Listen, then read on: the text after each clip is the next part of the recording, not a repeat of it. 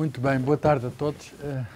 Muito obrigado ao Sr. Diretor e ao Sr. Subdiretor da Escola pela cedência deste espaço, que vai ser hoje um espaço de debate. A Fundação Francisco Manuel dos Santos orgulha-se hoje de apresentar um livro que queremos que seja ensejo para um debate. A Fundação Francisco Manuel dos Santos quer promover o melhor conhecimento do país, nas suas mais variadas facetas. No caso, estamos numa escola, interessa-nos a educação, e com base nesse melhor conhecimento, fazer com que a opinião surja, a opinião livre, a opinião solta, a opinião,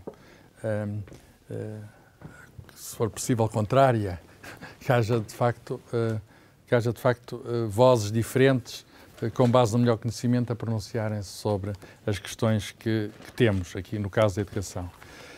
E o livro que hoje nos suscita o debate, vai catalisar o debate, e esperemos que este debate prossiga, não fique só o dia de hoje, é o livro é um estudo editado pela Fundação. Temos feito outros estudos, a Fundação tem feito outros estudos. Este é mais um estudo da Fundação Francisco Manuel dos Santos.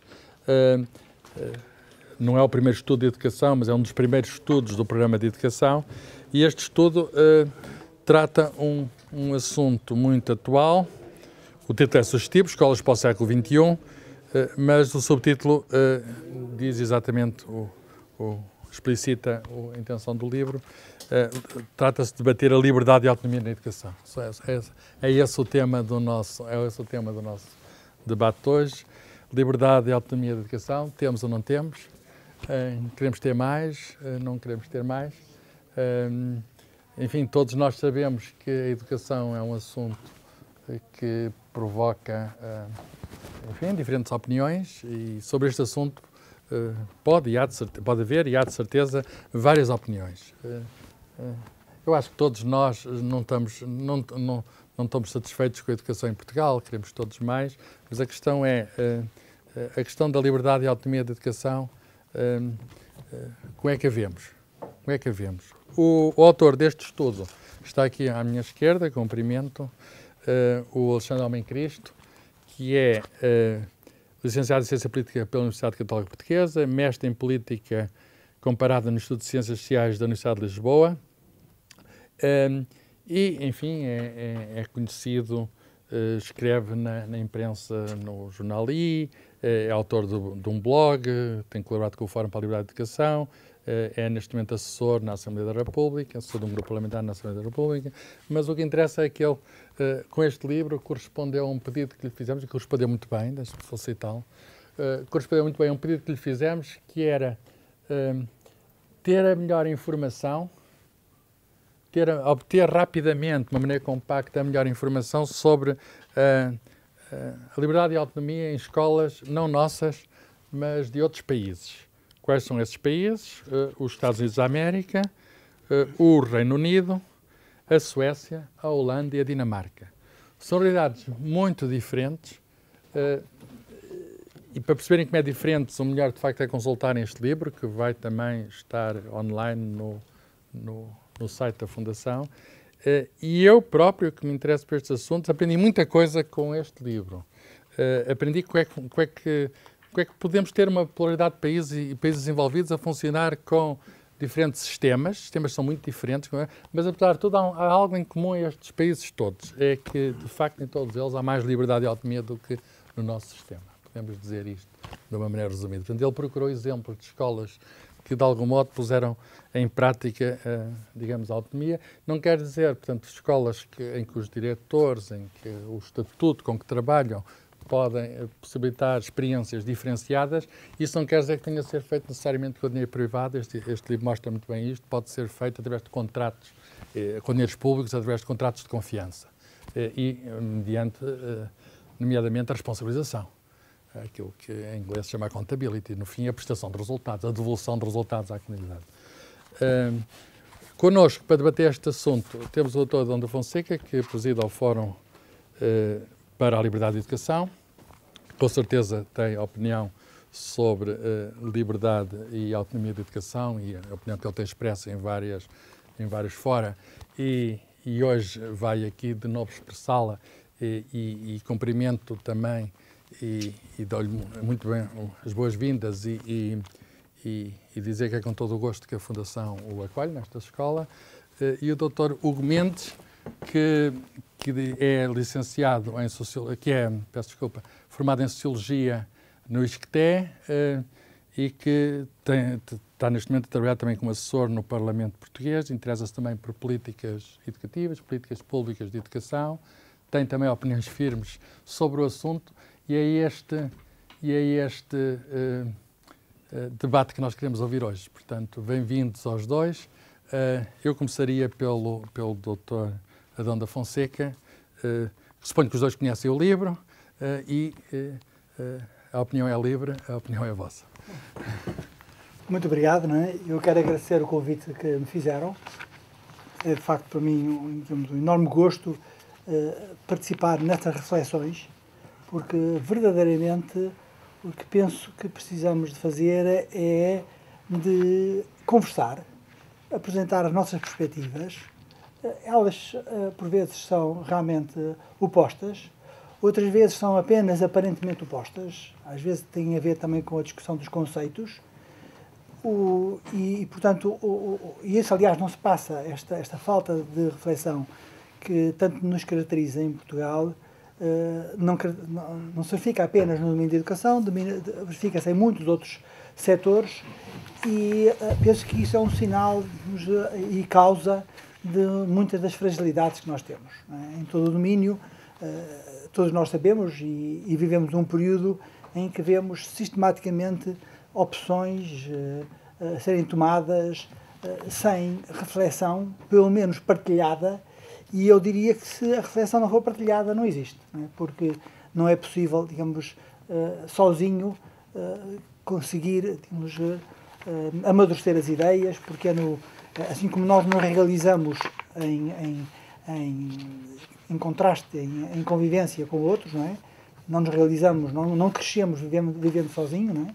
As crianças e os jovens precisam de viver em comunidade, no encontro com os outros é que se valorizam, também no domínio da reflexão tal se passa.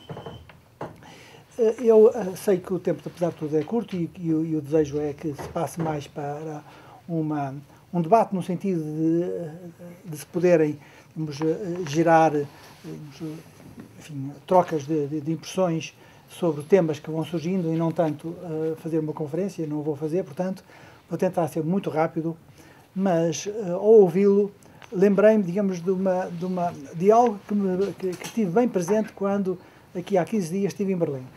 E ir a Berlim é impossível não encontrar pela nossa frente todo o drama que aquela cidade viveu, não é?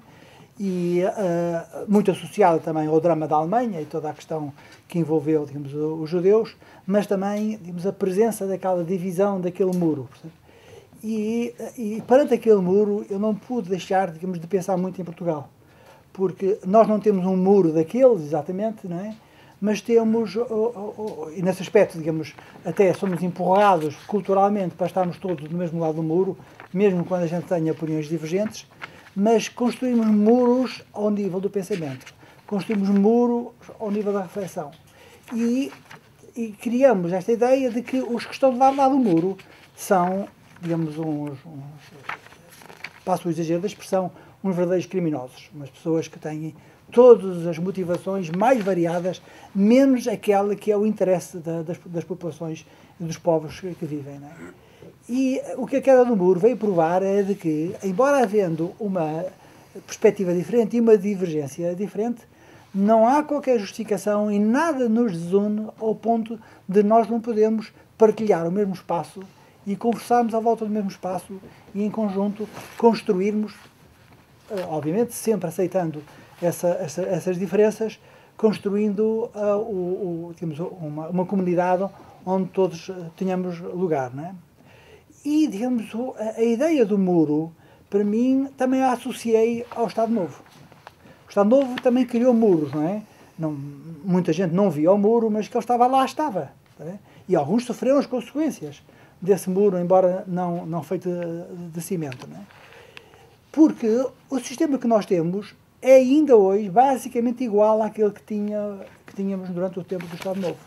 É um sistema completamente centralizado, aliás, bem em consonância com as ideias do século XX do planeamento central. Porque o planeamento central não é uma ideia que tenha nascido na cabeça de uns imbecis, não? Nasceu na cabeça de gente muito inteligente e que, olhando para a situação concreta que as economias e as sociedades iam vivendo, basicamente a partir da Revolução Industrial, do século XIX, do século XX, perceberam, digamos, de que no meio daquela evolução, uma organização central que desse lógica a todo o sistema, naquele caso fundamentalmente produtivo e económico, fazia sentido. O problema é que o mundo não é estático, o mundo é dinâmico.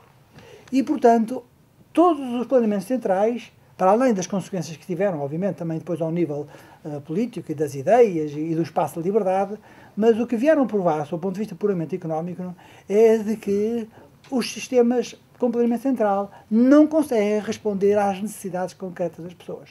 E por isso eles foram caindo um a um, sem digamos, quase como um baralho de cartas. Não é? Ora, não é admissível que nós mantenhamos no campo da educação a mesma filosofia do planeamento central.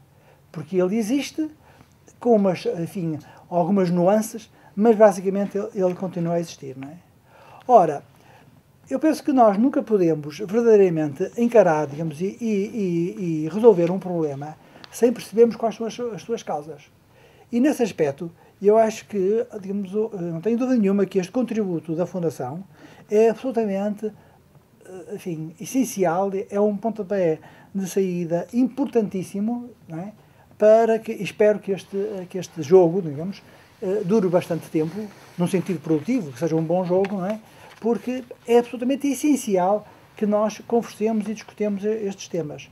Porque também a minha experiência é de que, quando as pessoas estão abertas a discutir, muitos dos muros vão caindo um após um, embora, digamos, aceitando que às vezes há sensibilidades, há, digamos, visões, há sentimentos, há pessoas que são mais, digamos, atrevidas perante a mudança, há pessoas que são mais conservadoras perante a mudança, mas curiosamente o que eu verifico é que o sistema e a forma como ele é pensado está completamente dominada por pessoas que têm uma visão completamente conservadora, no sentido de terem um medo enorme à mudança. Quando se fala em qualquer coisa diferente e quando se apresentam outras soluções, outras experiências de outros países, a tendência é para verem os problemas. E vê-los, às vezes, com algum senso. Quer dizer, quem lê o Velho do Restelo dos Lusíadas não pode achar de considerar que aquele homem era um homem com uma certa visão. Ele via bem as questões. O Velho do Restelo não dizia coisas imbecis, dizia coisas inteligentes. Mas a verdade é que, se seguíssemos o conselho dele, nunca tínhamos chegado à Índia, que era o objetivo. E por isso eu julgo que nós também temos que desenvolver esta abertura para a mudança e tirar o receio às pessoas. Esse receio eu verifico em toda a gente, do modo geral, não é? Incluindo em alguns professores, mas não em todos. Isto tem a sua razão de ser. Acho que, quer dizer, que nos últimos anos, muitos anos, há muito tempo, que os professores são muito maltratados pelo seu patrão, que os trata como os empregados simples, não é? Não os respeita, não os torna a eles o centro verdadeiro do sistema educativo. Ora, quando eu transformo os professores no centro verdadeiramente da educação, eu não posso deixar de ter autonomia. Eu não posso deixar de lhes dar liberdade de educação. Eu não posso criar o que existe neste momento, e existe em muitos outros países, porque isto que se verifica em Portugal verificava-se noutros países. Mas em outros países, alguns mais cedo, outros mais tarde, por razões diversas, e este texto, que fundamentalmente é uma coletânea de factos, não é? Ele, digamos, obviamente, quando apresenta muitos factos da cor azul, a gente pode ser de repente pensar que aqui o Alexandre que é apoiante do Futebol Clube Porto. Ele não, ele apenas está a dar muita cor azul, não é? Não está a dizer que é a favor do Futebol Clube Porto. Não está a dizer que é a favor de nada disto. Mas, digamos, e por isso é uma proposta que eu acho que é séria, é generosa, no sentido de dizer às pessoas, aqui está, também, e agora, digamos, formem a vossa opinião. Porque, verdadeiramente, o que nós queremos é criar cidadãos livres. Porque a realização pessoal de uma pessoa só pode ser, digamos, feita em liberdade. E a educação digamos, para a liberdade, para um cidadão livre, tem que ser feita em liberdade. Isso significa que, se eu dou a liberdade, tenho que, obviamente, associar a responsabilização. E por isso disse muito bem de que eu preciso, digamos, dessa accountability, dessa responsabilização. Mas preciso dar autonomia às escolas, uma autonomia que tem que ser, não é uma delegação de poderes, porque o que nós assistimos, e os nossos governos, uns atrás dos outros, digamos, sem exceção, e como também o atual, não é? Fala fundamentalmente em delegação de poderes. Eu percebo que há algumas dificuldades, e a dificuldade maior é de que a autonomia acaba por ter influência na componente financeira, desigualmente em relação ao seu custo mais importante, que é o custo dos professores, não é? Mas quando eu pergunto, usando um caso apenas extremo, para ser digamos, enfim, claro, porque depois há muitas nuances, quer dizer, o normal é que uma escola em Faro, digamos, sinta que os seus alunos precisam de mais aulas de matemática do que inglês, comparando com o que se passa em Bragança. Porque o inglês eles têm um contacto diário. E, eventualmente, digamos, o sol e o clima, enfim, tudo aquilo que fica, digamos, no Algarve, em Faro, não os ajuda tanto, digamos, a estudar matemática. Mas qualquer autonomia das escolas, para poder decidir isso, tem implicações imediatamente em relação ao número de professores de inglês ou de matemática que eu posso ter, não é? Portanto, eu compreendo esse problema. Todavia, digamos, mais uma vez, todos estes problemas têm uma solução. As pessoas podem não os ver, não é? E têm receio dele. Agora, se nós quisermos realmente chegar à Índia, que é aquilo que será, digamos, digamos, a cidadania das crianças e dos jovens, porque nós vivemos em Portugal uma situação verdadeiramente dramática.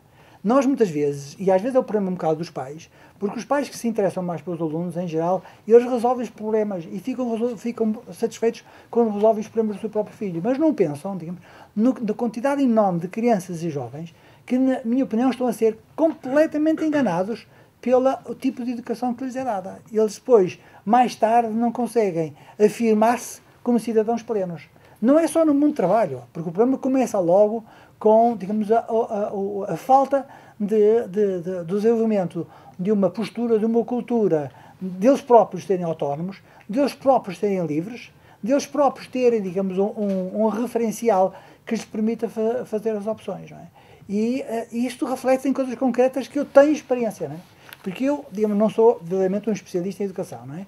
Eu venho da ciência económica. Interesso-me pela educação por causa, digamos, da minha tese de doutoramento em que discutia o problema do interesse público nos transportes públicos. Imagino, não é?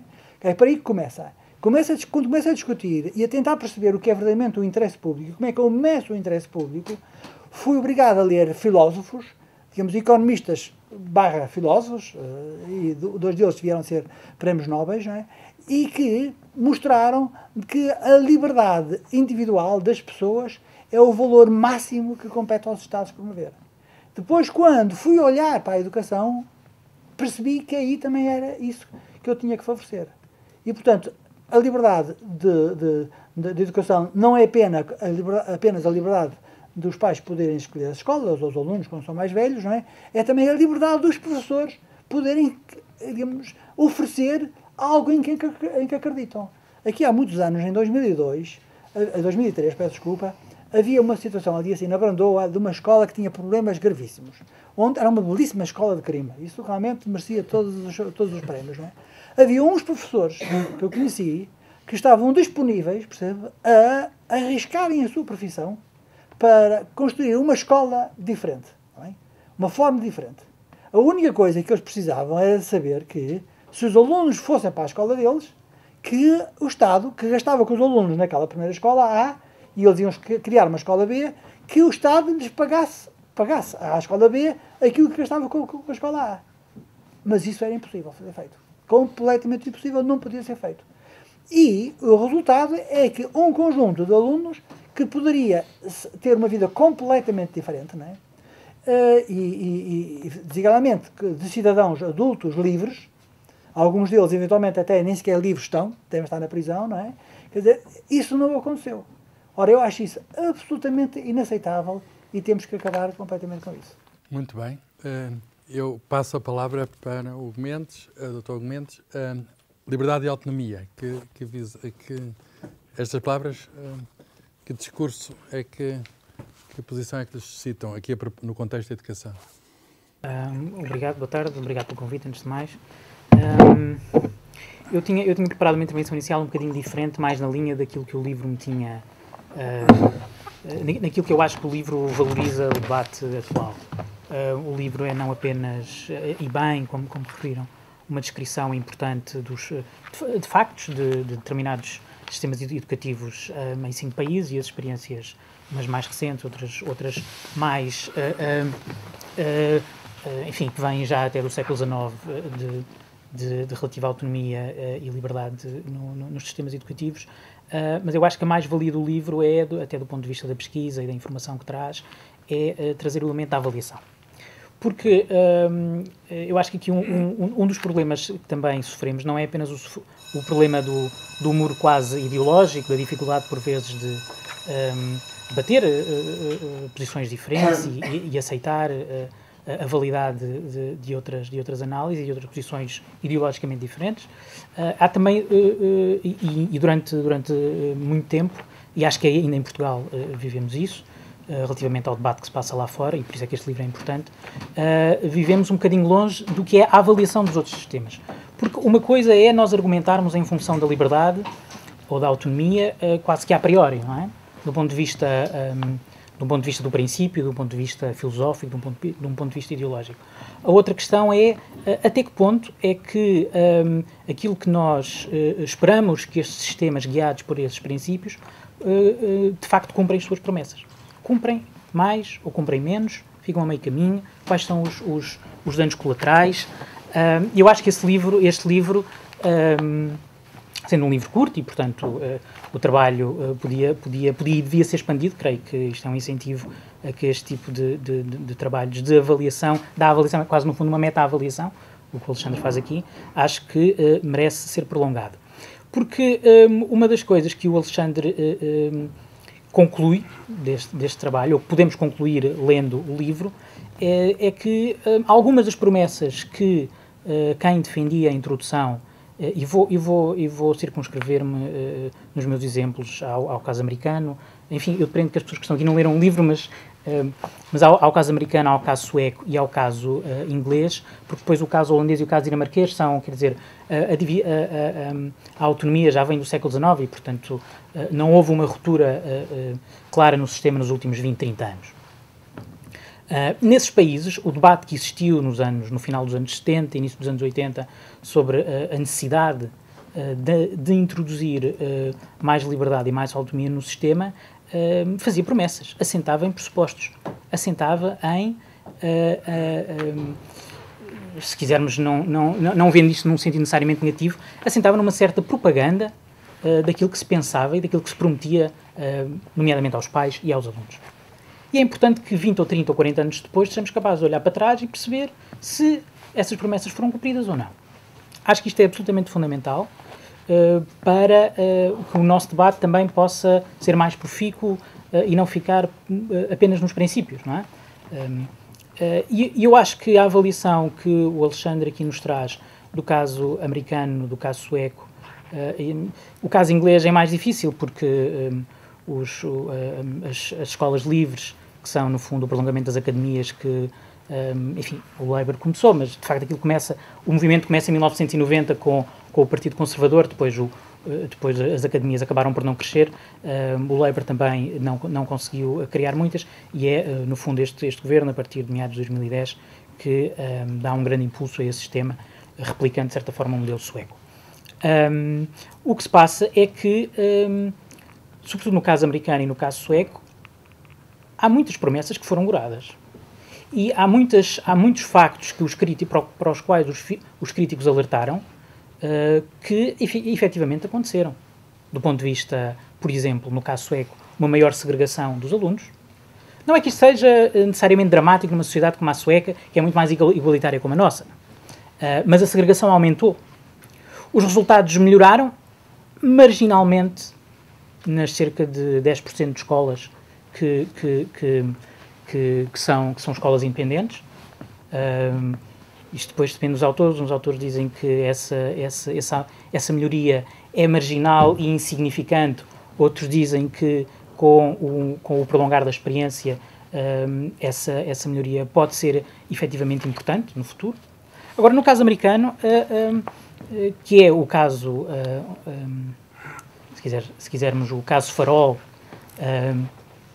de muitos que seguem estas temáticas e para o qual olham com particular atenção. O caso americano é muito interessante porque, ao contrário da Suécia, que enfim, é um país relativamente pequeno e temos relativamente poucos alunos sobre este sistema, no caso americano já temos centenas de milhares de alunos, provavelmente milhões, sobre este sistema. É óbvio que o facto, e o Alexandre também alerta isso no estudo, é difícil do ponto de vista metodológico chegarmos a conclusões muito claras.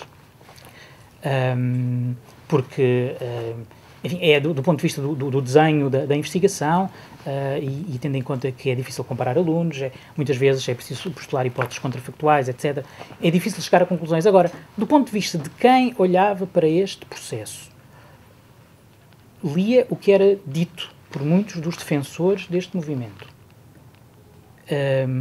não pode deixar de concluir que muito daquilo que foi dito que ia acontecer não aconteceu. E o Alexandre até tem uma expressão muito curiosa, muito defensiva, em vários pontos do livro. O Alexandre é relativamente cauteloso, e então ele diz que o balanço destas novas escolas fica longe de ser negativo. Bom, mas tinham-nos dito que era algo mais do que isso. Tinham-nos dito que ia revolucionar o sistema educativo.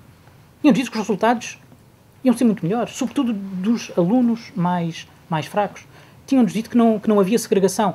Isto depois é uma discordância que eu tenho aqui relativamente às fontes que usas para medir se há segregação ou não, mas porque o estudo que referes é de 2003 e o outro estudo de 2005. Parece-me que podemos retirar conclusões diferentes, mas, sobretudo do ponto de vista dos resultados, não houve a revolução que as pessoas, umas prometiam e outras esperavam. E eu acho que isto é importante para podermos, quando recolhemos, quando devolvemos este debate internacional à nossa realidade e olhamos para as hipóteses que se nos abrem e percebemos quais são as alternativas, as políticas públicas que podemos colocar em prática para alterar um sistema que, enfim, não agrada seguramente a muita gente, embora agradará mais a uns do que a outros, e uns verão no sistema um monolitismo que outros não veem. Eu não vejo o mesmo monolitismo que o professor Adão da Fonseca vê, mas percebo que, olhando de fora e defendendo um sistema bastante diferente, que isto tudo lhe pareça um elefante inamovível. Eu compreendo isso. Agora, de qualquer forma, eu acho que a mais-valia deste livro deve ser olharmos lá para fora, não para experiências, não apenas como exemplos do que aconteceu, mas exemplos do que aconteceu e dos dados que foi possível produzir e chegar à conclusão de, calma lá, há aqui coisas que nós esperávamos que acontecesse e não aconteceram. Coisas boas. E havia coisas negativas, ou más, pelo menos más para uma parte da população, que nós achávamos que não ia acontecer, mas aconteceram, como alguns críticos no início apontavam. Eu acho que isto é importante dar este passo para evitar o debate ideológico que é verdadeiramente obsoleto, porque os críticos da escolha dizem, bom, mas isto vai criar segregação, sem que eles achem necessário citar um estudo, ou perceber se aquilo de facto se concretizou. E depois não é preciso um estudo, são precisos 10 ou 100 ou 1000. Não é? No caso sueco, há uns estudos que apontam para determinadas tendências, há outros casos que apontam para outras tendências. E, portanto, isto é muito difícil. Eu acho que isto introduz racionalidade no debate, mas também fecha a via a determinadas soluções que, de fora e no início, pareciam fáceis. Que é, vamos atribuir liberdade e autonomia ao sistema e o resto correrá bem. Bom, acho que... Muito obrigado. Nós queremos abrir o debate à audiência, mas com certeza o Alexandre Homem Cristo, que é o autor aqui da obra que suscita o debate, gostaria de dizer qualquer coisa e a palavra é dele. Serei muito breve, apenas para agradecer à Fundação por a oportunidade de publicar este breve estudo, agradecer em particular ao professor António Barreto e ao professor Carlos Fiolhais que acompanharam a elaboração do estudo, à Mónica, à Margarida e à Isabel que foram estando disponíveis sempre que era necessário, tanto no evento que fizemos também no Algarve, que teve uma relação também com este trabalho. Agradecer ao professor Adão da Fonseca e ao Hugo Mendes por estarem cá hoje e também a todos os que vieram, muitas caras conhecidas, o que é agradável. O livro, já se falou do livro, eu queria só deixar duas notas que eu acho que são as... Para não entrar ainda no tema, portanto, deixar o lançamento do debate para depois, deixar duas notas sobre aquilo que eu acho que é a mais-valia deste trabalho e dentro daquilo que era a intenção da Fundação quando me o pediu, que é precisamente distinguir entre, portanto, primeiro aprofundar o que são estes conceitos de autonomia e de liberdade quando aplicados à educação, o que é que significam, e depois mostrar que a sua implementação pode ser feita de uma maneira X ou de uma maneira Y e que a forma como é decidida essa implementação tem um impacto depois também nos resultados que são obtidos. E, portanto, acabar um pouco com aquela tendência no debate de generalizar um caso ou outro caso de sucesso ou de insucesso para daí fazer um argumento político, um argumento ideológico e que de facto torna o debate obsoleto. Depois, eu acho que a partir daqui é possível refletir sobre Portugal, acho que é um exercício mais interessante como portugueses e como preocupados com o nosso sistema. O debate, de algum modo, já começou. Eu acho que tenho aqui algumas notas que não vale a pena agora estar, acho que durante o debate terei a oportunidade para as desenvolver. Queria só dizer, portanto, que concordo, pelo menos com uma coisa que o Hugo estava a dizer e que eu acho que é importante, que apesar de ser uma recolha de factos, permite-nos fazer esse balanço para trás, que é um balanço importante, porque de facto o que aconteceu desde os anos 1990, que é quando há uma forte vaga de reformas dos Estados na área da educação, via liberdade de escolha dos pais e liberdade na educação e autonomia das escolas, nós hoje conseguimos ter um olhar crítico sobre quais eram as expectativas, e as expectativas é curioso porque depois aqui também entra um debate que é difícil de ter, porque é um debate, havia expectativas realistas da academia, ou pelo menos de quem estava mais dentro do assunto, depois havia expectativas políticas que muitas vezes são empoladas também para promover uma reforma política e que depois, de facto, muitas delas foram goradas.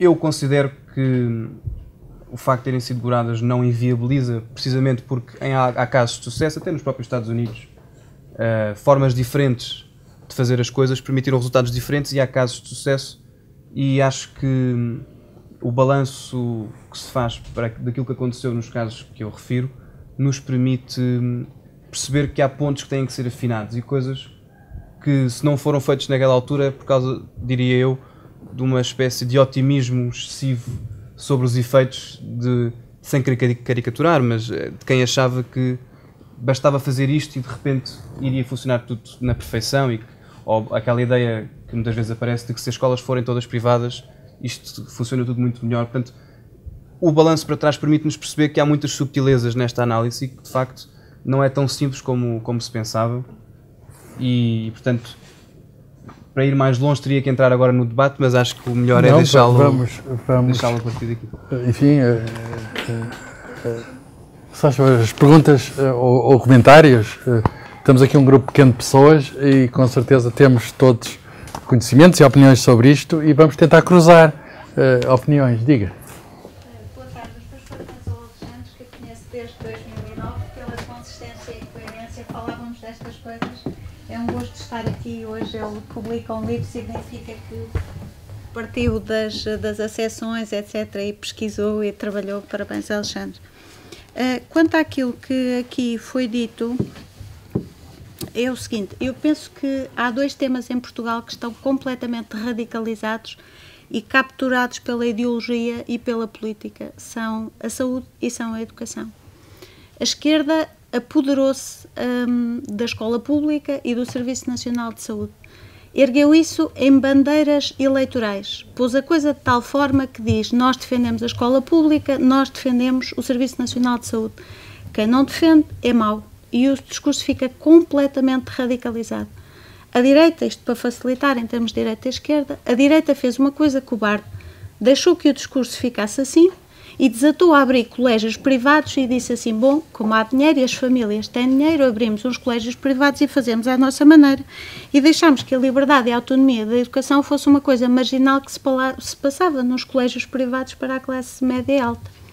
Esses colégios estão a fechar, os pais estão a ficar sem dinheiro e, novamente, o que nós vamos ter é uma quase impossibilidade de fazer este discurso, porque a pouca autonomia que havia nos colégios, os colégios estão a fechar, estamos outra vez caídos num discurso pobrezinho de escola pública e Serviço Nacional de Saúde, porque entretanto está a acontecer o mesmo aos hospitais.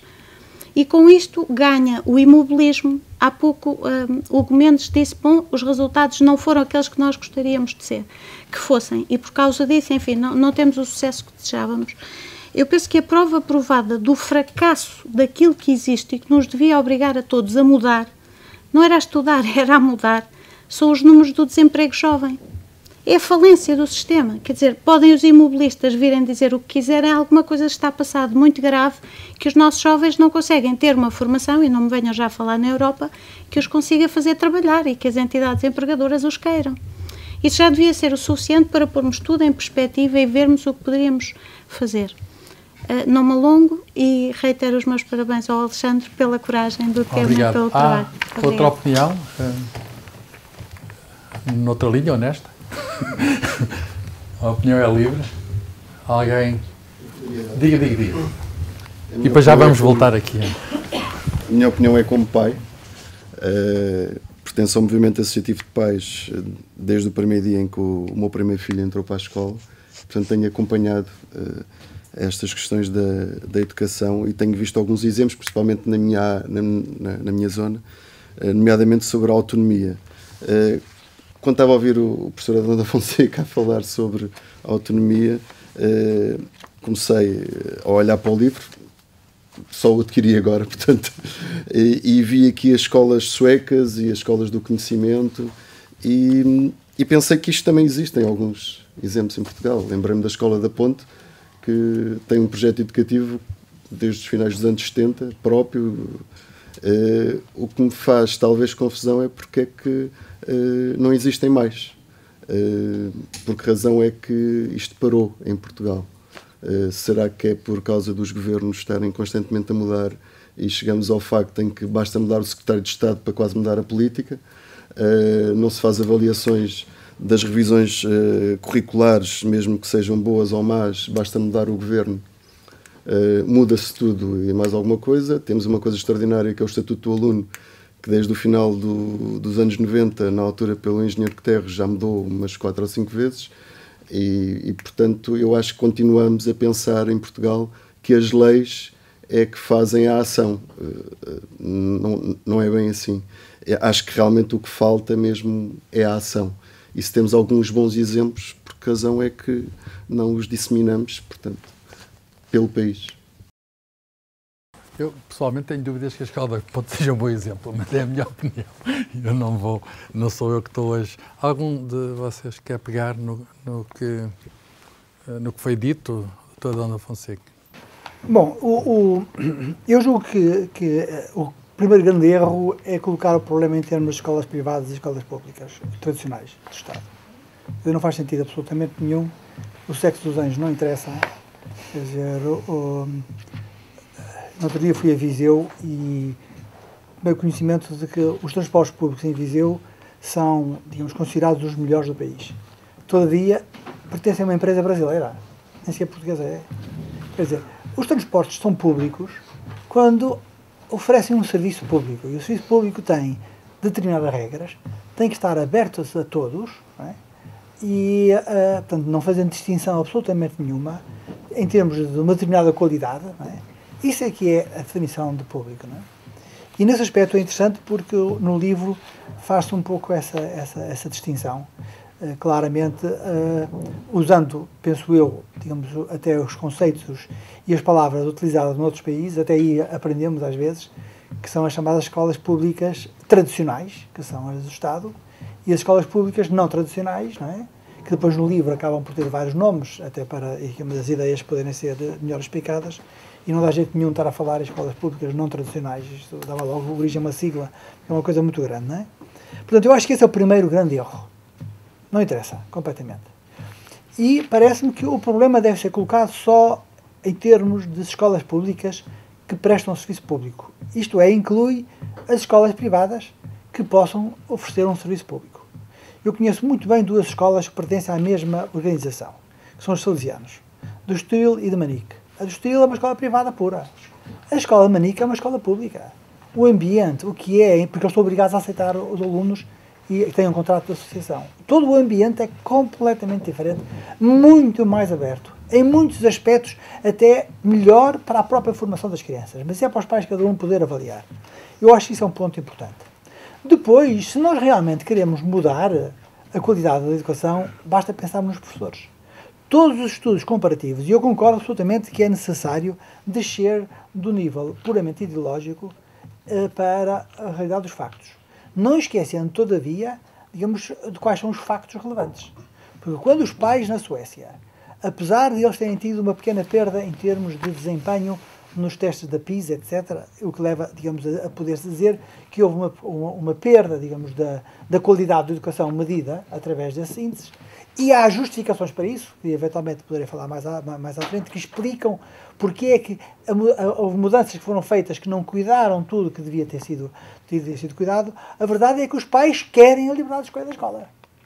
E isso é mais importante do que todo o resto. Porque senão temos uma vanguarda iluminada que acha que deve ser feito assim, porque é melhor, percebe? Quando os pais não querem, e as crianças não querem, e a sociedade não quer. Portanto, esse aspecto é profundamente democrático e, portanto, se é esse o sentimento das pessoas, nós não nos podemos tirar a liberdade. Portanto, o ponto fundamental é os professores, todos os estudos práticos, absolutamente rigorosos, feitos por várias entidades, comparando o mundo inteiro.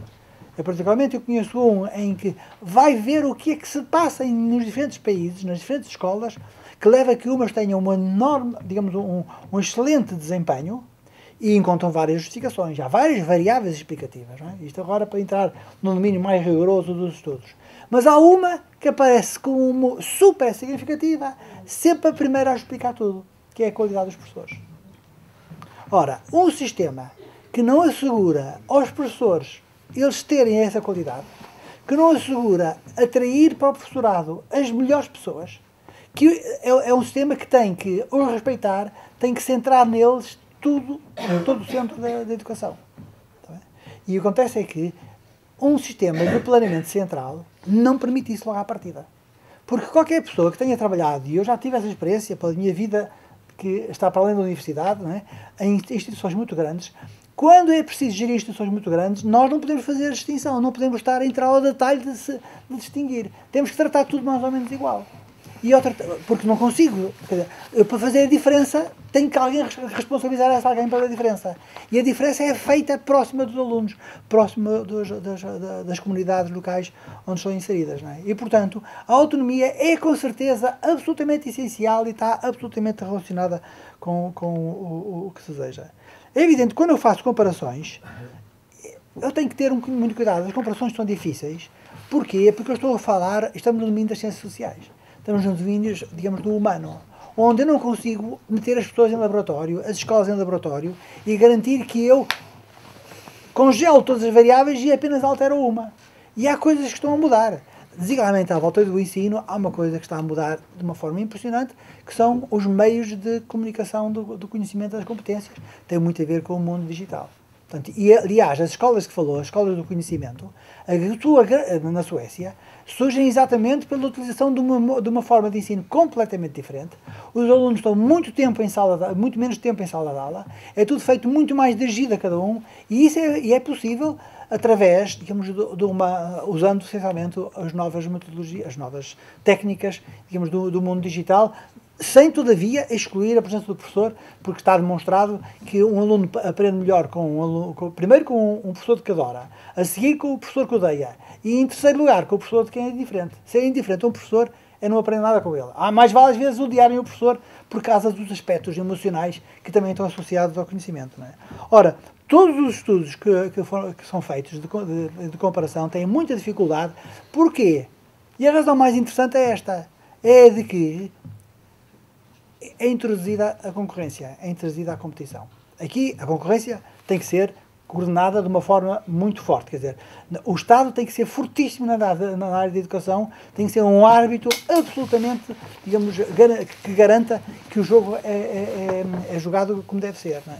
E quando, digamos, isso é assegurado, quando, digamos, essa concorrência é garantida, uma concorrência leal, saudável, completamente regulada, etc., o que nós verificamos é que as escolas melhoram. E o que é interessante é que em todas as experiências americanas, sem exceção, quando foi introduzida essa concorrência, as escolas más, na sua grande maioria, transformaram-se também boas. E isso é isso. E, portanto, depois torna-se um bocado difícil de fazer comparação. O ideal é que todas sejam boas, é evidente, não é? E, nessa altura, as escolas, no caso americanas, essencialmente as charter schools, não são obrigatoriamente melhores que as escolas, digamos, das comunidades públicas tradicionais. Porque as públicas tradicionais reagem e também conseguem, digamos, porque estão sujeitas à concorrência, se não fechavam. E em Portugal há já experiência de escolas, digamos, ao nível secundário, não é? Em que, eu conheço casos, particularmente no norte de Portugal, em que a própria consciência que elas têm, pelo facto de ter haver uma queda na população, de que se não, digamos, atraírem alunos, elas fecham, e então há, digamos, uma concorrência saudável entre escolas do Estado, já, e a experiência mais que eu conheço melhor é da Suécia. Depois, quando nós mudamos, há sempre coisas, quer dizer, para já as promessas são as promessas e não estamos aqui a falar sobre as promessas, já sabe, quer dizer, que as pessoas, mesmo nós, quando decidimos qualquer coisa na vida, temos tendência, digamos, a decidir olhando mais para os aspectos positivos e depois é que experimentamos algumas dificuldades. E depois temos de ter a certeza de que não há nenhuma solução, nenhuma forma de organizar o sistema educativo em que tudo corra bem, em que deixem de haver problemas. Isso haverá sempre, faz parte da natureza humana e dos próprios homens. Agora, temos a vantagem de termos aprendido um pouco com eles. É curioso porque a Suécia não, digamos, quando há excesso de procura, está a ver? A Suécia, os alunos que se inscrevem nas escolas, que podem escolher, os primeiros a inscrever são os que eles têm precedência. Ora, isso é inaceitável. E a segregação na Suécia, em parte, talvez tenha a ver com isso. Não há estudos ainda que provem isso. Agora, eu penso que, digamos, a experiência que está a haver nos Estados Unidos em relação ao sorteio, que é de obrigatório o sorteio, é fundamental. Depois, o grande problema da segregação tem mais a ver com a questão da vizinhança, da localização das escolas. A pior segregação que nós temos verifica-se aqui em Portugal, quando as pessoas escolhem o sítio para viver, ou inventam, não é? Como eu sei, que conheço algumas pessoas, não é? Conheço as pessoas erradas, que ali na zona do Pedro Nunes, vivem lá, aí umas 20 crianças nas casas deles, só para poderem pôr os filhos depois no Pedro Nunes. Ora, isso é completamente inaceitável e o Estado não está a cumprir a sua função, não é? Portanto, eu sei que estou a demorar um bocadinho, mas vou tentar ser rápido. Faço aqui. Está bem? Portanto, assim, mas vou tentar falar. Portanto, digamos, é absolutamente fundamental, digamos, que não haja segregação. Todos os estudos mostram que não há segregação quando quando há liberdade de escolha das famílias. Há segregação quando as escolas têm liberdade de escolha. Portanto, as escolas não podem ter liberdade de escolha. Estou a falar das escolas que prestam serviço público de educação. As outras não fazem parte do serviço público de educação, obviamente. E as escolas que prestam serviço público de educação não podem cobrar propinas. Há uma série de coisas que têm que acontecer, não é? Agora, só para uma referência muito rápida à questão da Escola da Ponte. Podemos discutir se a Escola da Ponte é o melhor ou pior. Agora, o que é completamente inaceitável é que a Escola da Ponte tenha pedido autonomia anos a fios, porque não era possível, não sei o quê. Depois, de repente, praticamente numa noite, foi possível autorizar a autonomia da Escola da Ponte e hoje a Escola da Ponte continua a ser olhada com enorme desconfiança e, além disso, é uma escola que tem alguma liberdade, tem alguma autonomia, mas não tem toda. Porque enquanto eu não tiver autonomia financeira, está a ver? Eu não posso sequer ter a autonomia pedagógica nem administrativa. Eu já agora explicito a minha desconfiança perante a Escola da Ponte, que é uma escola em que o papel do professor se torna menor. E eu não acredito que a escola possa ser feita desvalorizando o papel do professor.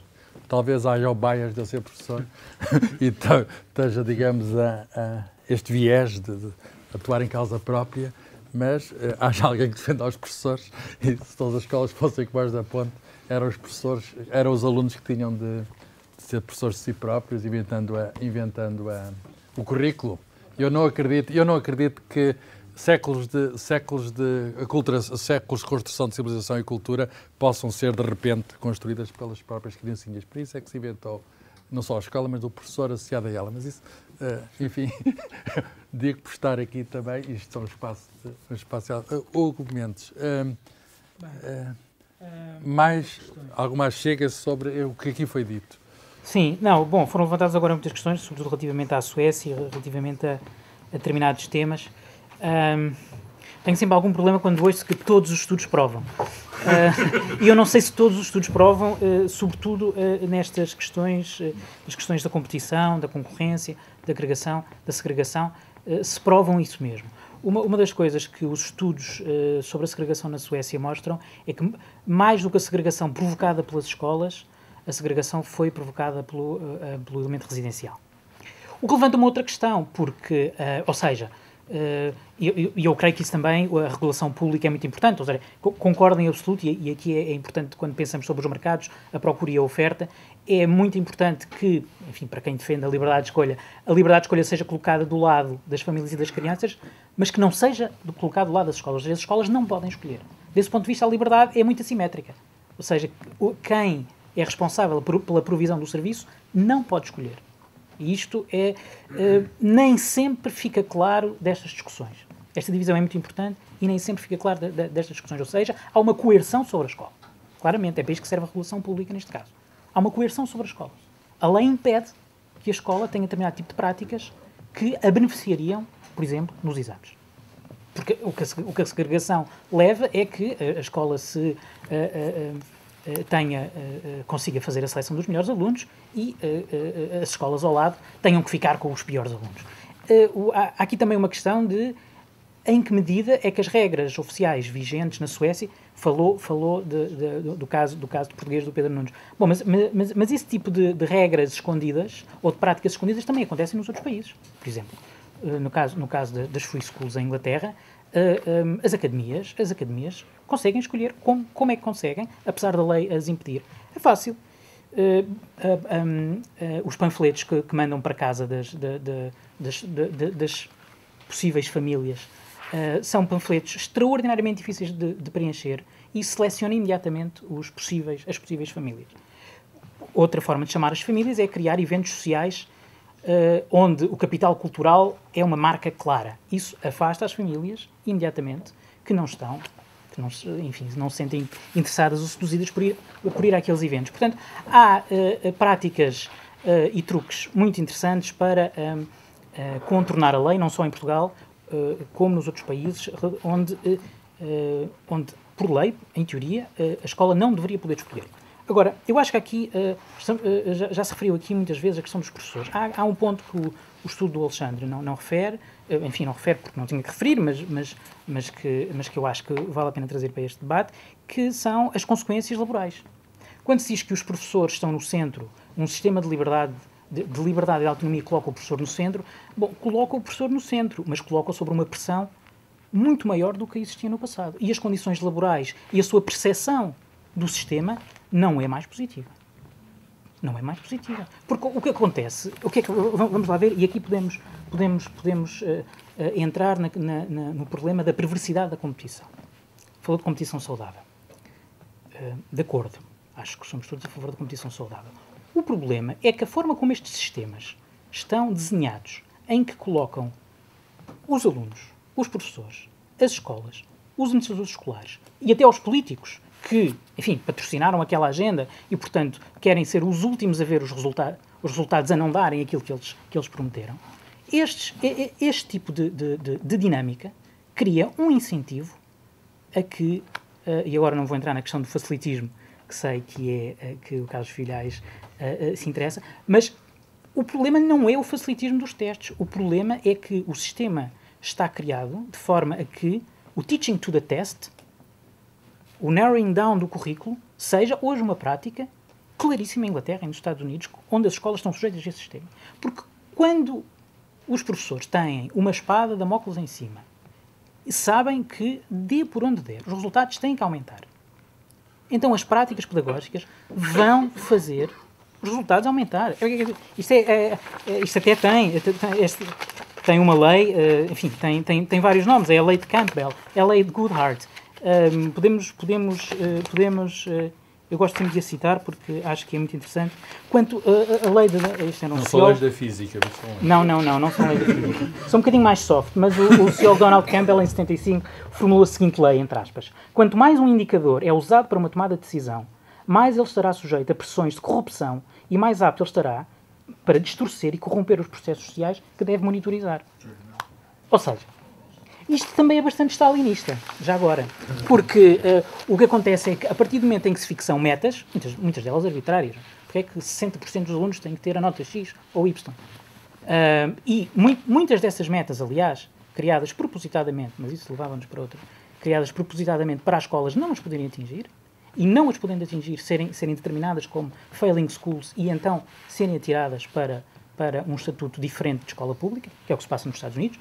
A lei criada pelo anterior presidente, o George Bush, No Child Left Behind, o que provocou foi que, se as escolas, até um determinado momento, não cumprissem uma determinada meta, que a maior parte das pessoas olhou para aquilo e disse: esta meta é absurda, o que esta meta vai provocar é que as escolas sejam daqui a alguns anos catalogadas como escolas de insucesso, failing schools, e vão ser obrigadas a mudarem de estatuto. Um deles, um estatuto possível, é a Charter School. Mas eu não me queria desviar da questão da competição, porque a forma como estes sistemas estão desenhados é mais uma questão que o Gonçalo Santos não aborda, mas que merecia ser abordada com muito cuidado. É que a forma como estes sistemas estão desenhados cria, e acho que esta expressão é uma expressão forte mas feliz, corrompe o processo de ensino. Porque o teaching to the test é hoje, em Inglaterra e nos Estados Unidos, uma prática massiva, em todas as escolas. Nos anos onde há exame, os professores, a partir de janeiro, não dão aulas.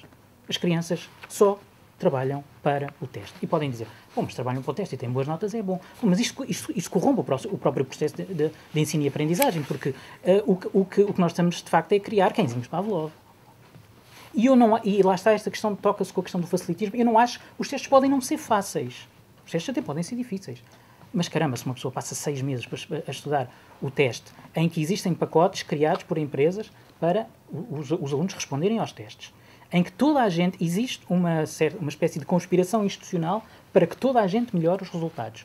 Eu acho que esses resultados não valem grande coisa. Embora toda a gente possa vir dizer que o sistema resulta, que o sistema melhora os resultados, que os mais ricos e os mais pobres, apesar das desigualdades às vezes poderem aumentar, que o sistema produziu aquilo que prometera. E eu acho que este tipo de questões, eu acho que claramente isto já está muito mais à frente da nossa discussão inicial. Mas eu acho que esta é a vantagem. O objetivo era esse também.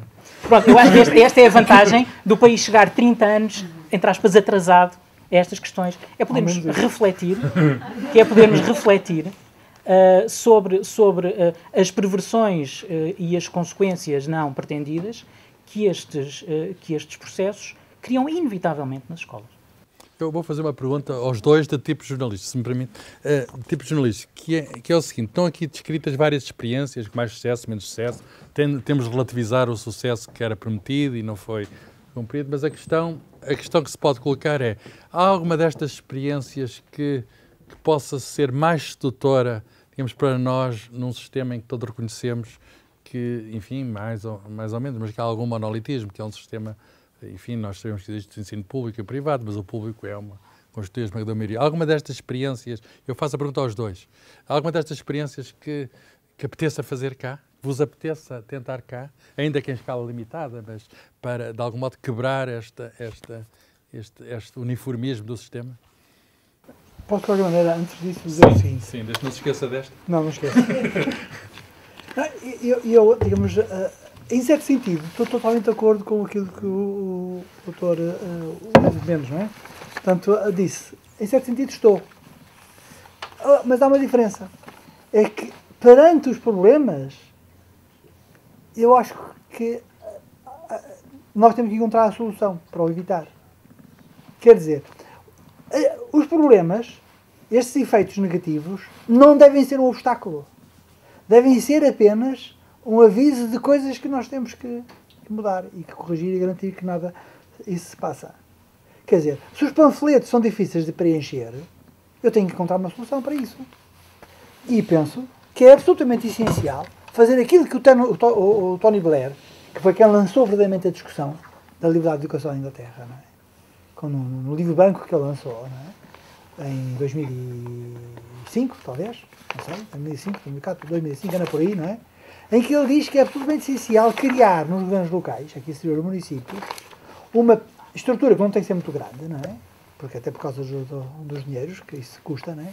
De aconselhamento aos pais, desigualmente aos mais pobres, culturalmente, financeiramente e socialmente. Aliás, a solução que nós temos que encontrar é a solução para esses que são os menos capazes culturalmente e financeiramente. É para isso que temos que encontrar uma solução. E é uma coisa que eu digo, pelo menos, se eu fosse muito pobre, gostaria de ter liberdade de escolher. Para mim isso era importantíssimo. E, portanto, eu não posso desejar que eles também possam fazer. Mas, além disso, se fosse professor, também gostava de poder escolher e organizar as aulas e juntar-me com outros professores, com o qual pudesse formar uma equipe em função da comunidade local, etc. Depois, digamos, se eu, claro, quero, digamos, falar em autonomia, com competição, num ambiente, digamos, de planeamento central, eu depois arranjo umas medidas que são aquelas que estão a ser organizadas, com os exames, porque são eles que, digamos, acabam por ter efeitos perversos. Sistemas descentralizados. Quando falei disso, quase sistemas descentralizados. Pronto, já veremos como é isso. Quer dizer, é evidente que, digamos, os exames, os testes, não podem ser eles os verdadeiros definidores da qualidade da educação. Tem que ser apenas uma indicação. Quer dizer, eu vou pouco responder à sua pergunta. Há um país onde vale a pena, para onde vale a pena olhar também, que é a Finlândia. Aí a história é um bocadinho diferente. Mas também vale a pena olhar para a Finlândia, não é? Na Finlândia, as crianças vão para a escola aos 7 anos. É? Só aos 7 anos. Têm menos aulas durante o ano inteiro de qualquer outro país da OCDE. Com exceção uma ou duas, quer dizer, no sentido genérico. Não é? Claro que os professores aí são excepcionais. Claro. Só os melhores alunos é que entram, etc, etc. Não é? Mas não têm exames nacionais obrigatórios. Mas têm testes feitos de uma forma aleatória, que não tem nada a ver com a avaliação dos alunos, propriamente dito, na carreira deles, mas para a informação das comunidades e até dos pais do desempenho naquela matéria ou naquela outra matéria das escolas. Também é sabido, sabe, que os pais não escolhem as escolas única e simplesmente em função das notas dos testes. Em Portugal escolhem-se porque o sistema a isso obriga. Porque a entrada na universidade depende só e só daquelas notas. Nós não podemos dizer aos pais que não deem valor absolutamente total àquilo, porque é isso que vai depender da entrada na universidade. Portanto, se eu não acabar com esse sistema de entrada na universidade, que também levanta outros problemas, mas tenho que ter essa consciência de que nós é que temos um sistema que cria isso como o valor mais importante. Porque quando nós estamos no ensino secundário, as escolhas têm a ver com a qualidade da educação, mas também têm a ver com a proximidade, têm a ver com um conjunto de outras coisas, digamos, enfim, obviamente que nas escolas, digamos, do Estado, essa escolha não pode ser feita, mas, enfim, numa cidade em que há várias escolas, ainda há uma certa liberdade, não é? Portanto, nós temos é que acabar com esse problema de sujeitar, digamos, a avaliação das escolas e dos professores única e simplesmente às classificações que têm os exames. Porque é evidente que sempre que eu defino uma meta, que eu defino e transformo essa meta tem consequências ao nível dos incentivos, de qualquer tipo que seja, e eu imediatamente abro a porta para alguns efeitos perversos. Isso é evidente. Agora, também tenho que ter consciência de que eu, para evitar alguns efeitos perversos, não faço nada e crio outros efeitos perversos. A natureza humana é o que é, também não podemos fugir a ela, não é? E, portanto, respondendo agora diretamente à sua pergunta, porque destes exemplos todos, eu vou dizer, nenhum, por uma razão muito simples, vamos explicar porquê. Porquê? Porque isto tem que ser construído em liberdade. Está a ver? Eu, o que eu acho que é essencial é dar efetiva autonomia às escolas. A autonomia tem que ser feita com cuidado, porque experiência de outros países, a Nova Zelândia é um bom exemplo, como está aqui apresentado, em que foi dada autonomia de repente e muitas escolas não estavam capazes de exercer essa autonomia. Eu tenho que ter um bocado de cuidado. Eu falei no caso da Escola da Ponte, não tanto para dizer que é um bom exemplo, mas para dizer, digamos, que o pedido de autonomia, esse tem que ser dado imediatamente, se der e houver informação automaticamente as coisas vão se ajustando. Claro que eu, numa sociedade livre e que funciona em liberdade, eu tenho sempre algumas perdas, algumas, digamos, ruído, que tem sempre alguns custos. Quer dizer, foi a ideia do planeamento central. Não faz sentido termos esta coisa de eu fabricar umas panelas que depois as pessoas não querem. Então é tudo igual, toda a gente tem que consumir aquilo. Mostra aí que a evolução da sociedade. Argumentos a questão de estes exemplos, de variados exemplos, há algum que seja, por alguma razão, mais interessante? Eu sinto-me tentado a dar uma resposta muito semelhante. Que eu acho alguma coisa. Não, eu acho que mais do que um. Eu acho que o mais importante é que esses processos, essas transições, sejam, ponto 1, sejam consensualizados, porque e a consensualização aqui passa pela relação com os sindicatos e com o corpo docente, porque eles são os verdadeiros atores do sistema e, portanto, nós podemos gostar mais ou menos dos sindicatos que temos, mas o corpo docente vai muito além dos sindicatos. Sem dúvida. Não, mas uns são os legítimos representantes nas políticas públicas. Portanto, gostemos ou não, são eles com... Eu diria dos direitos daqueles trabalhadores daquele tipo, não diria de acordo. Enfim. De acordo. Isso já depois é outra discussão. mas, ponto 1, eu acho que isto precisa de ser consensualizado e não tentarmos uma terapia de choque, ou seja, uma mudança Big Bang que de um dia para o outro mudasse a lei e obrigasse os agentes a ajustar-se a mal ou bem. Até porque convém que uma reforma deste tipo seja feita, quando as condições orçamentais sejam melhores do que todas as reformas é preferível fazê-las quando as condições orçamentais são melhores do que piores, para evitar que os perdedores desses processos das reformas não possam ser compensados. Segundo, eu acho que qualquer mudança que se faça no sistema deve ser monitorizada. E porquê que isto é muito importante? Ponto 1, para evitarmos aquilo que se passou nos Estados Unidos, em que é extraordinariamente difícil comparar o que quer que seja, porque temos 40 e tal estados com casos diferentes e as escolas não são iguais.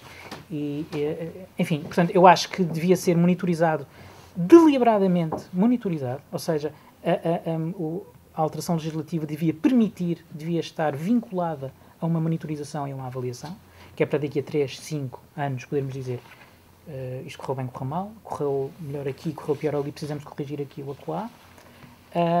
Porque é isso que não está a ser feito, por exemplo, agora em Inglaterra. O que está a ser feito neste momento em Inglaterra é que mais de 50% das escolas secundárias passaram a ser free school, em que os professores e as autoridades locais acham que o processo está a andar a uma velocidade estonteante, em que estão a ser tomadas decisões que revolucionam de facto o sistema se calhar vamos avaliar daqui a 5 ou 10 anos, mas o sistema já foi todo alterado. É óbvio que há uma intenção política nisto, não é?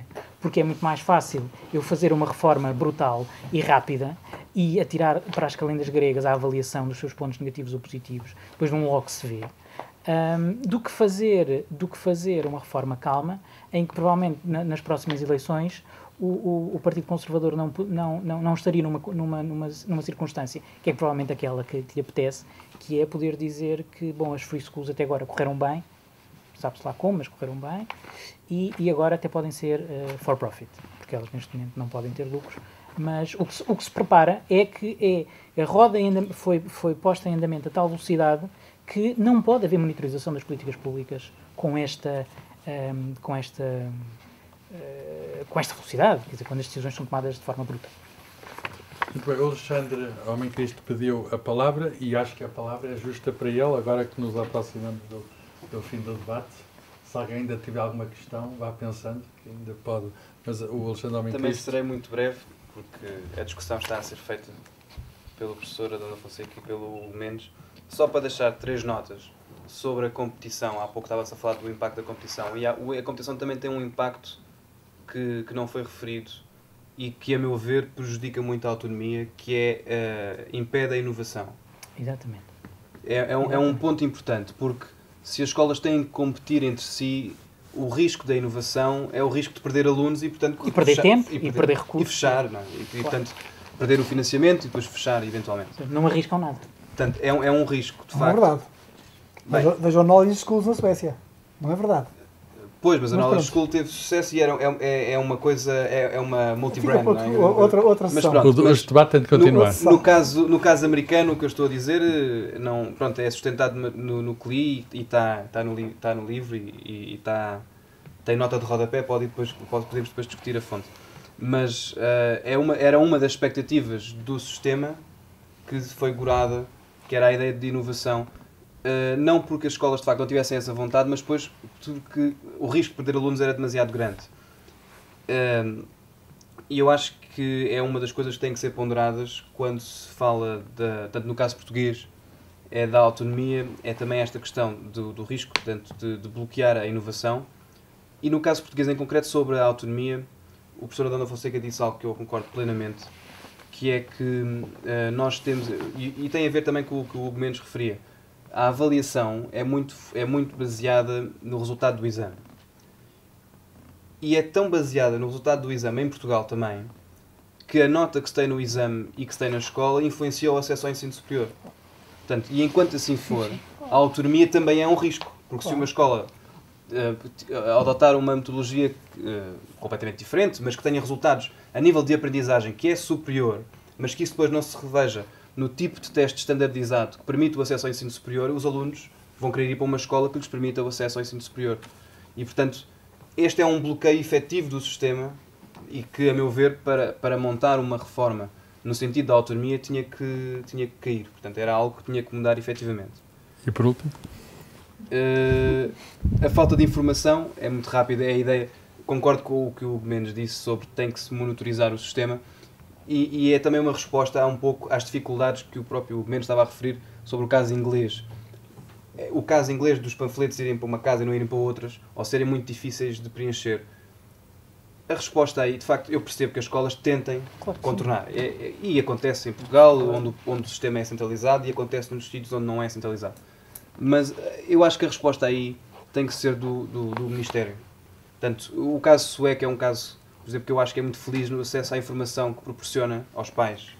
Porque a informação, estando disponibilizada no site do Ministério e sendo muito fácil, muito simples, permite cruzar variáveis e permite um pai que dá privilégio às notas escolher esse critério para selecionar as escolas, ou um pai que valoriza outro tipo de coisas, como a diversidade curricular dentro dessa escola, escolher esse critério para ver qual é a escola que é mais adequada ao seu filho. E isso é um tipo de informação que, quando pensamos para Portugal, também, quer dizer, não podemos pôr... Cabe ao Ministério. Cabe ao Ministério. Eu acho que cabe ao Ministério dar esse passo, no sentido de informar as pessoas antes de as pôr a escolher, porque o resultado, sem essa informação, seria forçosamente segregação. Tem de haver regulação, certo? Sem informação há segregação, porque há sempre quem tenha melhor acesso à informação do que outros. Alguma questão que queiram colocar e que possa servir para provocações finais? Posso colocar? Só favor. Várias. Sim, ótimo. Relativamente à questão que apresentou como solução do questionário, fazer um questionário diferente, aí estaria logo, tinha sido apresentado pelo Tony Blair, entrava logo o dualismo entre a autonomia da escola e um poder central, não é? Quem é que toma a decisão e eu tenho autonomia para quê? Não é? Porque eu, como escola, pode-me interessar dar um questionário complicado para fazer uma seleção. Eu, como poder central, posso não o desejar. E, portanto, é assim a liberdade. Pode, rapidamente. A escola não faz questionário. A ideia do Tony Blair não é haver questionário. A informação tem que ser disponibilizada segundo determinados padrões. Portanto, agora, o que acontece é que porque não chega a ver a informação, está no site ou está disponibilizada. Na Suécia não chega. A Suécia tem um nível cultural muitíssimo elevado. Reparem que a Suécia as pessoas sabem ler e escrever desde o século XIX, não é? Muito antes. Em parte porque as pessoas não podiam casar se não soubessem ler. Era obrigatório, está a ver? Portanto, era assim que era imposto. Mas o que não tinha sido essa questão era a questão da segregação. Há um que eu chamo um commissioner, que não podemos usar em Portugal, esse nome que dá a comissário de Portugal tem disponível. Um commissioner que era criado nos governos locais com uma estrutura, sabe, onde as pessoas, digamos, eram ajudadas e eram informadas e eram aconselhadas.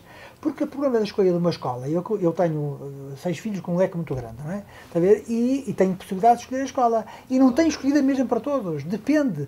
E saber a informação. E não é só, eu sei muito bem, por exemplo, quais são as escolas que têm melhores rankings, mas, em termos de rankings, mas alguns dos meus filhos fui pôr noutras escolas, porque os valores que estão à volta da formação deles, está a ver? Pronto, obviamente que nenhum quer ir para a medicina, eventualmente ir para a arquitetura. Se fosse o caso, eu talvez tivesse mais preocupação, não é?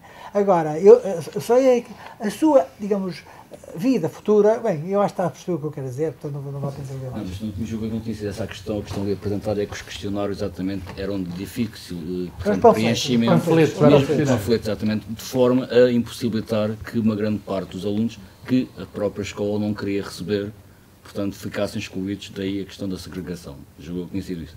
E nessa medida, se houvesse uma decisão do Poder Central, aí assim a própria liberdade e a autonomia da escola seria posta em causa, portanto iria entrar em contradição. Mas, além disso, se calhar, antes de falar sobre liberdade e autonomia das escolas, se calhar podia-se colocar outras questões, era que tipo de escola queremos e para quê?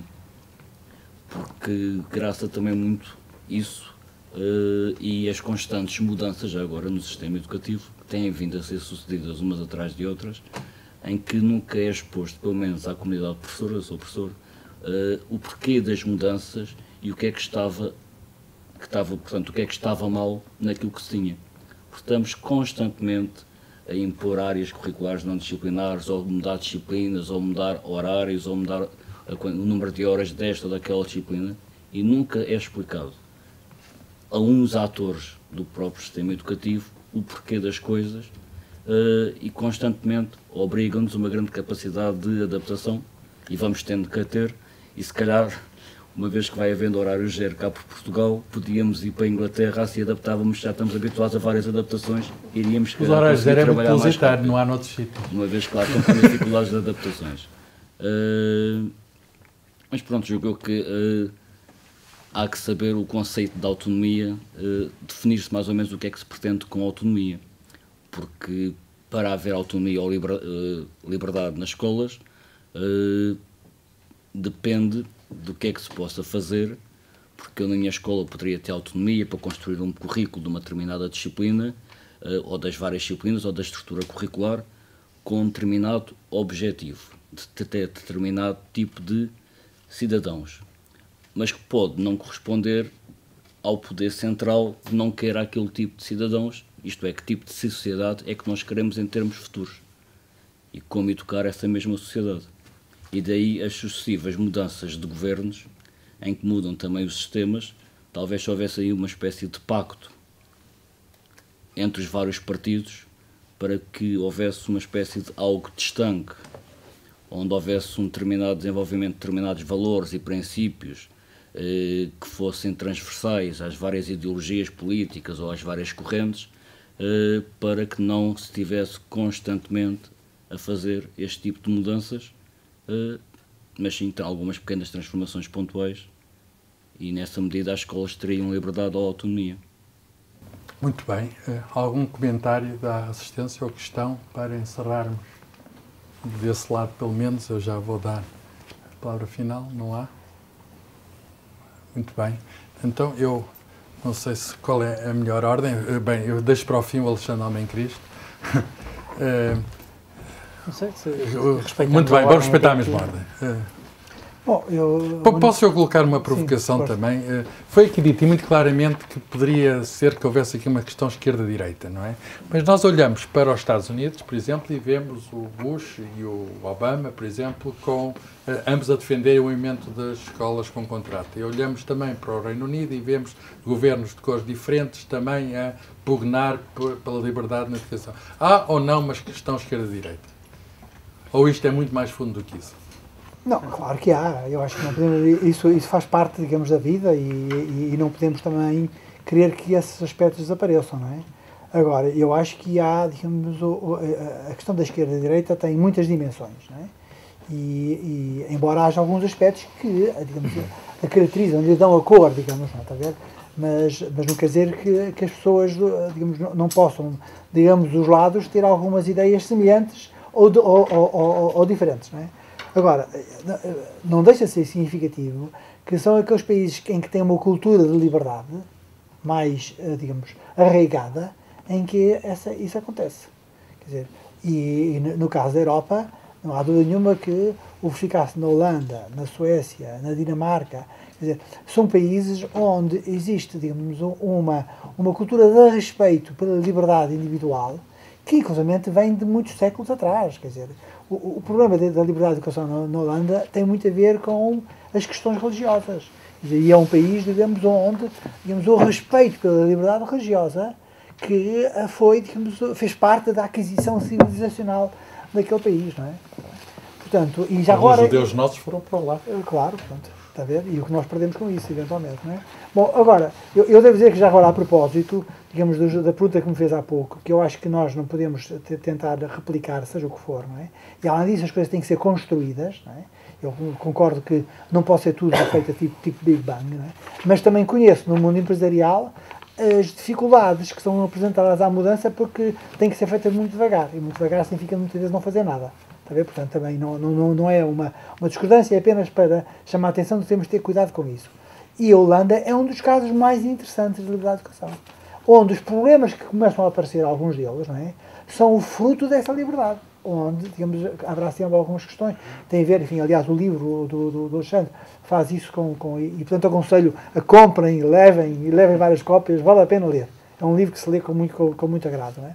Agora, em relação àquilo que disse, eu, infelizmente, acho que a maior parte das mudanças que são feitas em Portugal não têm nada a ver com o objetivo da qualidade do ensino.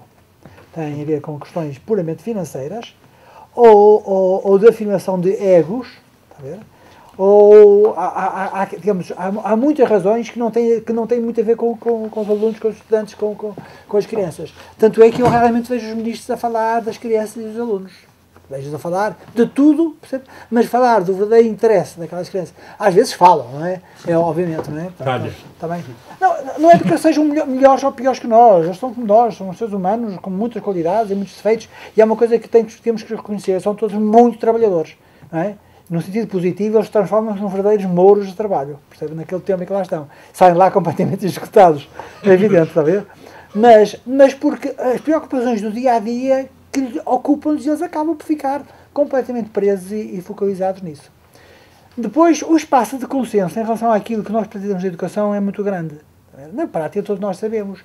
Quer dizer, e a autonomia tem que ser concedida e dada e totalmente assegurada, mas dentro de um quadro, talvez, regulador, mas mais forte que o regulador. Quer dizer, tem que ser mesmo árbitro e tem que garantir que certas coisas acontecem e tem que ser proativo. O Estado também tem que ser proativo junto das famílias, realmente daqueles que estão têm menos conhecimentos, menos capacidade. Porque até, digamos, eu no outro dia fui falar aos alunos do nono ano sobre, digamos, o que é a vida profissional. O drama que eles têm de terem que escolher a sua vida futura, percebe? Porque têm que escolher o seu curso. Não é? Eles precisam de ouvir e partilhar com pessoas e dar-lhes a confiança. Os alunos foram-lhes perguntados e alguns diziam: qual é o seu principal problema? Tenho medo de escolher, tenho medo de errar. E a coisa mais importante que saiu dali foi a ideia de que não tenham medo de ter medo. Ter medo é normal, mas não tenham medo, está a ver?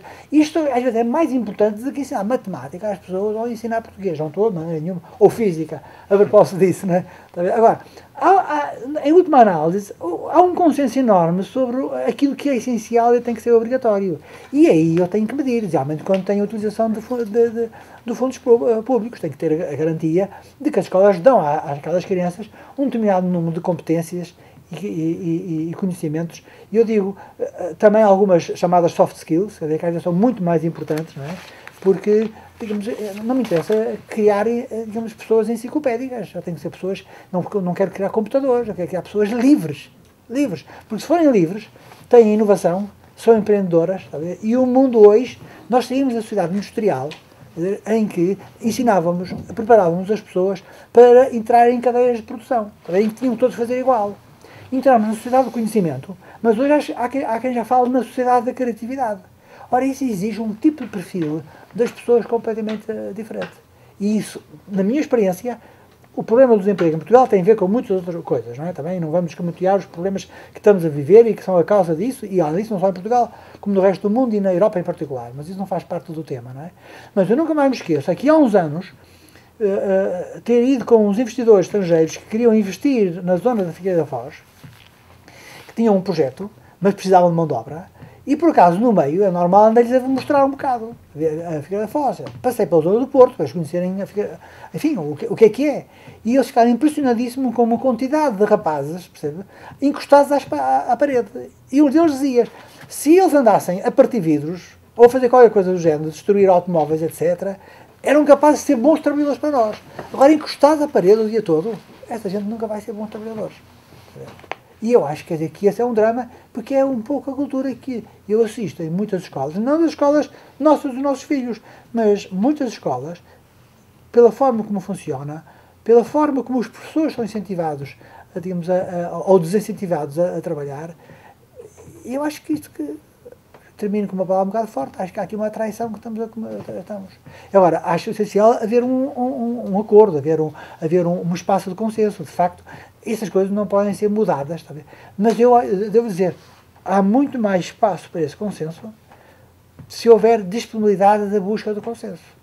Agora, eu não vejo essa disponibilidade da busca do consenso. Mas entramos no outro capítulo. Respondia já ia à questão da esquerda e da direita muito rapidamente, mas eu acho que quando nós falamos de educação e falamos de escolas, não sei se... eu acho que é um problema de omissão que muitas vezes estes debates incorrem. Eu, até para ser provocador, até diria uma coisa. O nosso problema não está nas nossas escolas. O nosso problema é o nosso sistema educativo. Ou dito de outra forma, é maior o nosso problema o facto de 50% das pessoas não terem o 9º ano do que o sistema educativo funcionar melhor ou pior. Porque isto é absolutamente essencial para não cairmos muitas vezes em análises que são excessivamente escolocêntricas. Ou seja, parece que todos os males radicam do mau funcionamento da escola, ou por causa dos professores, ou por causa da organização, ou por causa do Ministério. E nós não tínhamos a mínima dúvida. Nós temos o abandono escolar que temos porque temos as baixíssimas qualificações de partida dos pais. Se há escola falhanço, falha da escola há uns anos. Sem dúvida. E significa que as gerações reproduzem os problemas, mas que também não há nenhuma bala de prata, não há nenhuma escola que tenha uma política educativa que seja uma bala de prata para recuperar um atraso que é de décadas. As pessoas perguntam, mas é uma formulação muito comum. Houve um problema do Estado Novo, da escola do Estado Novo, mas as gerações atuais continuam a abandonar a escola muito cedo. Não é? Continuam a não terminar o 12º ano, e o abandono escolar precoce, aquele indicador que agora é até uma meta, falar em metas, uma meta da Estratégia Europa 2020, em que as cidades têm que acabar com creio que para Portugal é 10 ou 15. Bom, para Portugal é 10. Para a Europa é 10, para Portugal é 15, porque partimos de uma base diferente. Creio que é esse o valor. Ora, mas as pessoas dizem estas duas coisas, ou seja, há um problema da geração de partida, mas há um problema desta geração, como se elas não estivessem ligadas. Há uma relação causal. Porque há uma coisa muito engraçada, que se olharmos para aquelas tabelas da OCDE, em que mostra o achievement das diferentes gerações, não há um único país, em que a geração dos filhos tem uma escolaridade inferior à geração dos pais. Um único. Isto pode ser uma coincidência, mas seguramente que não é uma coincidência. Porque os pais não deixam os filhos sair da escola com um nível de escolaridade inferior ao seu. E, portanto, quando nós temos 30% ou 40% das pessoas que só têm o 6º ano, para eles, se o filho atingiu o 9º ano, é uma vitória extraordinária. Eu acho que é fundamental, isto não está no debate, mas é um elefante dentro da sala quando nós temos conversas sobre educação. Nós não podemos pensar, e alguém disse que nós não somos a Suécia, e evidentemente não somos a Suécia, quanto mais não seja por causa disso. É que na Suécia 90, 92, 93% dos alunos terminam o secundário, e em Portugal são 60%. Porque os pais desses alunos suecos, 90 ou 85, já tinham terminado o secundário. E, portanto, nós não podemos olhar só para o problema das escolas, com todas as correções que podemos fazer e as revoluções institucionais que quisermos. Não há uma bala de prata que nos permita comprar tempo. E isso é uma coisa muito importante. Porque quando se dá o exemplo da Finlândia, diz-se muitas vezes que a Finlândia é o país em que os pais leem histórias para as crianças na cama. Isto pode ser uma caricatura, mas significa uma coisa, significa que as famílias têm um investimento nas crianças que as famílias portuguesas, por razões óbvias de escolarização, não têm nem podem ter. E, portanto, significa que as escolas portuguesas levam com esse problema que as escolas finlandesas, ou suecas, ou holandesas não levam. E, portanto, é mais difícil nesse sentido ser professor em Portugal, é mais exigente, porque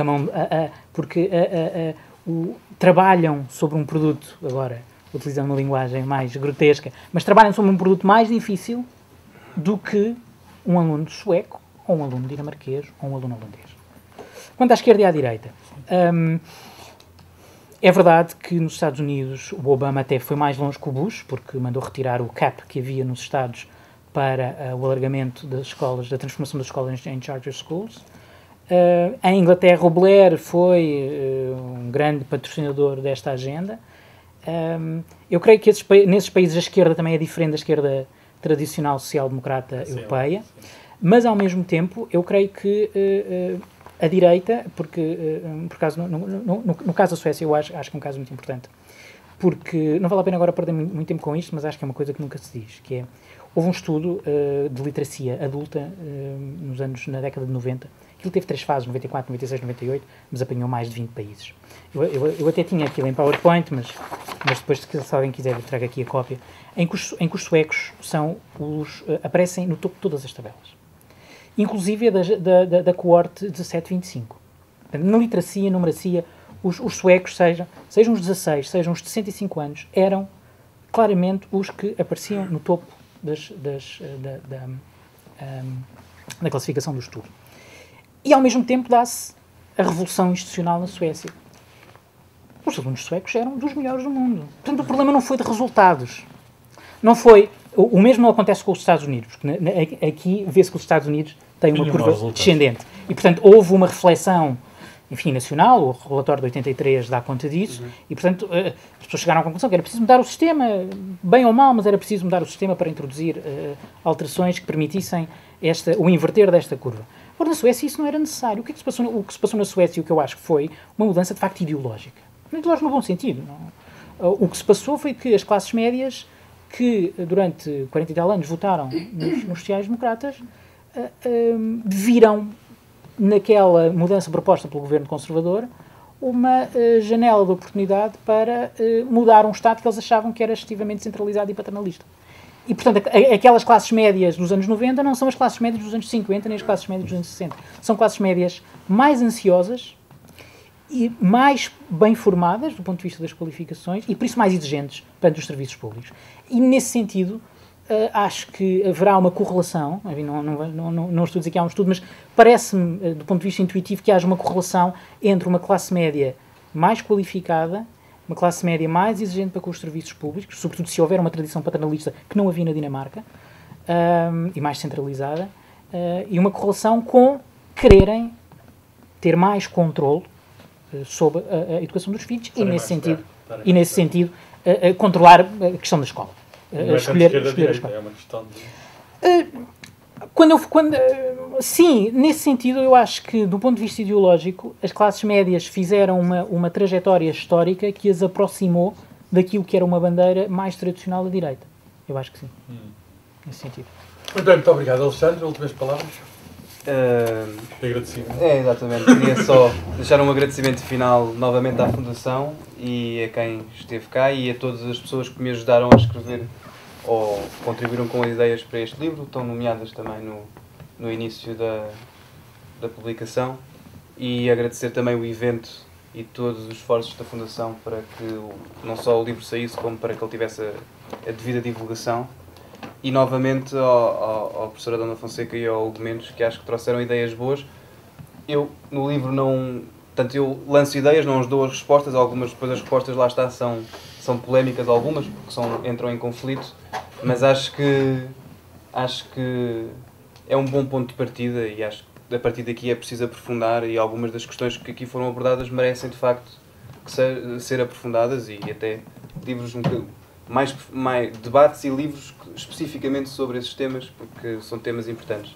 Bem, a minha última palavra também é de agradecimento à escola, a todos os que estiveram aqui presentes, às pessoas que na Fundação ajudaram a completar este projeto, muito em particular a Mónica, que é incansável, e o agradecimento aos nossos convidados de hoje, que com o nível que todos viram, trocaram ideias sobre o assunto. O Alexandre, enfim, foi ele que através desta sua obra, que nos trouxe aqui, mas a obra está aí para podermos ler, para podermos pensar, para podermos debater, em livro, em online. A Fundação já fez um debate sobre este problema, novas escolas, com convidados estrangeiros. A Fundação promete continuar a estudar e a debater este assunto. É um dos assuntos que, em vários países do mundo, os mais desenvolvidos, noutros menos desenvolvidos, é um assunto que preocupa toda a gente. Como é que podemos melhorar a educação? Esse é algo que nos une. Como é que podemos melhorar a educação? Será que novos modelos de escola conduzem a esse desidrato? É isso que nos move. Eu acho que é sinceramente isso que nos move a todos. O melhor para os nossos filhos significa o melhor para todos nós. Muito obrigado a todos.